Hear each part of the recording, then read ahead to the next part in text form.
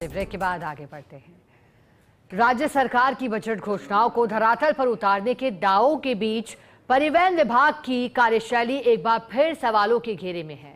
वर्ष 2024 के बजट में जयपुर में सरकारी ऑटोमेटेड टेस्टिंग स्टेशन स्थापित करने की घोषणा को 2 साल से अधिक का समय बीत चुका है, लेकिन आज तक ये परियोजना कागजों से बाहर नहीं निकल सकी है। इस पर एक खास रिपोर्ट पेश है। राज्य सरकार ने सड़क सुरक्षा बढ़ाने और फिटनेस प्रमाणन में पारदर्शिता लाने के लिए जयपुर में सरकारी ऑटोमेटेड टेस्टिंग स्टेशन स्थापित करने की घोषणा 2024 के बजट में की गई थी, जिसके बाद परिवहन विभाग के अधिकारियों ने कई दौर की बैठकें आयोजित की।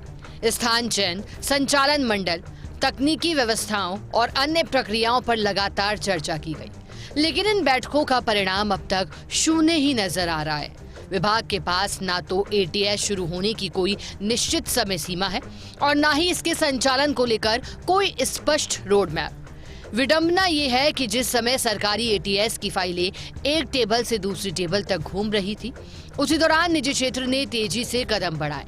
प्रदेश में कई निजी ऑटोमेटेड टेस्टिंग स्टेशन शुरू हो चुके हैं और कई अन्य अंतिम चरण में है। निजी कंपनियां आधुनिक तकनीक के साथ वाहन फिटनेस जांच की सुविधाएं उपलब्ध कराने लगी हैं, जबकि सरकारी परियोजना अब भी मंजूरी और प्रक्रियाओं के जाल में उलझी हुई है।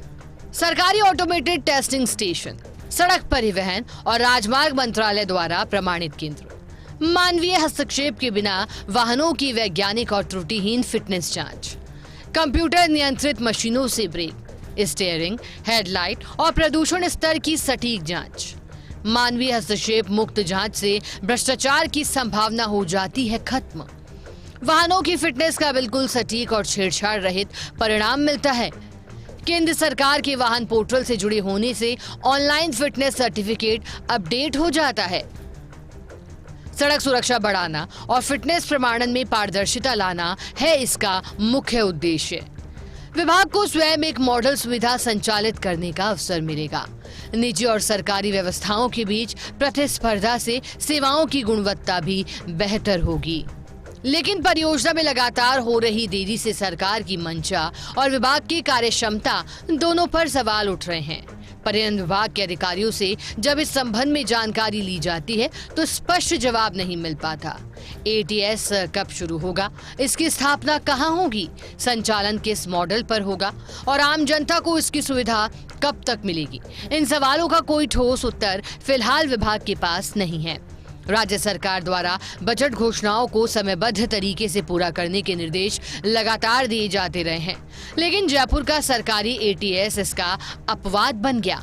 2 साल पहले की गई घोषणा आज भी अधूरी है और विभाग की सुस्त कार्यप्रणाली के कारण ये महत्वाकांक्षी परियोजना केवल बैठकों और चर्चाओं तक सीमित दिखाई दे रही है। अब देखने वाली बात ये होगी कि परिवहन विभाग इस परियोजना को कब तक धरातल पर उतार पाता है, या फिर सरकारी एटीएस की ये घोषणा आने वाले वर्षों में भी केवल फाइलों और बैठकों तक ही सिमट कर रह जाएगी। परिवहन विभाग में हर महीने बजट घोषणाओं की रिव्यू बैठक होती है, लेकिन एक बजट घोषणा ऐसी है जिसे परिवहन विभाग 2 साल से पूरी नहीं कर पा रहा।